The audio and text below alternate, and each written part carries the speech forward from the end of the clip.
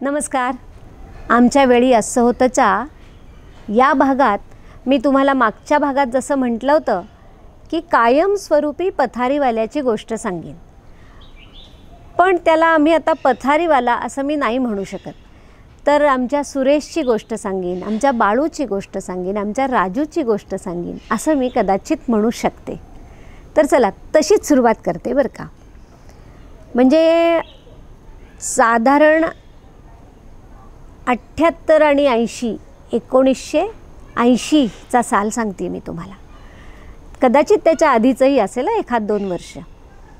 आणि एकदा काय झालं, आम्ही अगदी 74 बुधवार, म्हणजे आता तुम्हाला लोकेशन सांगू का, तर 74 बुधवार हे आमचं घर.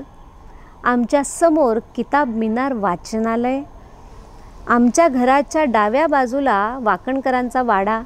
तिथे अगदी पहाटे 4:30 वाजता चहाची ती मोठी शेगडीचा झस असा आवाज येऊन त्याच्यामध्ये चहा पडणार.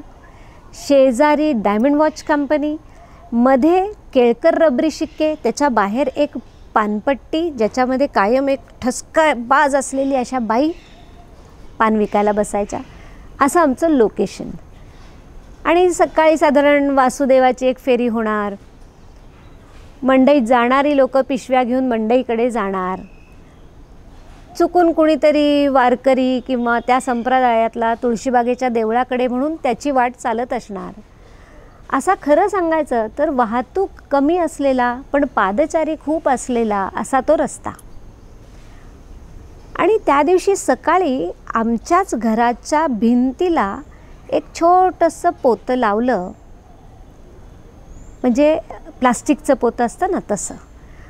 आणि हा माणूस आपल्या करंगळी आणि अंगठ्यामध्ये नाडीचं बंडल घेऊन अशी अशी अशी नाडीची 1 मीटरची, म्हणजे 1 मीटरची 2 मीटरची एक लढ, 5 मीटरची एक लढ आणि 1 मीटरचे साधे तुकडे.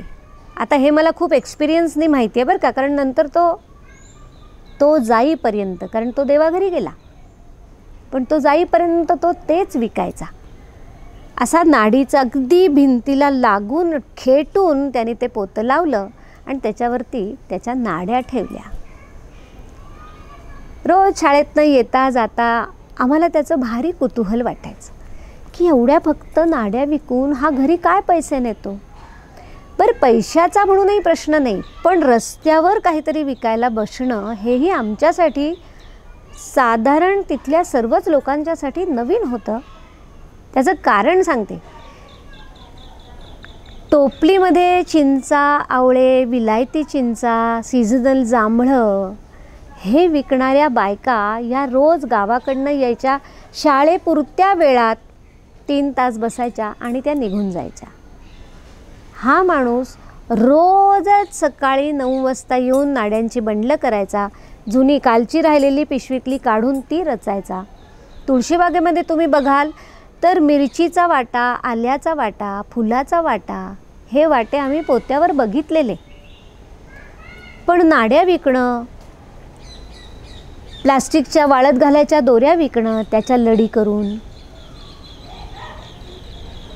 कपडे बांधायच्या पिना, कपड्यांना पॅक करण्यासाठीच्या ज्या प्लास्टिकच्या पिना असतात त्याची सेट विकणं, हे सगळं म्हणजे आज संक्रांतीची लूट जी रस्त्यावर तुम्हाला छोटे छोटे छोटे पीस दिसतात ना, त्याची सुरुवात ही ह्या पथारीतून झालेली आहे असं मला वाटतं.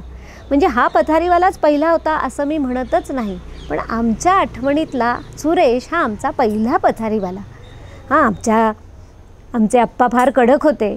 त्यांनी एक दिवशी आमच्या खिडकीतनंच त्याच्यावरती तांब्याभर पाणी ओतलं की त्यांनी परत असं बसू नये.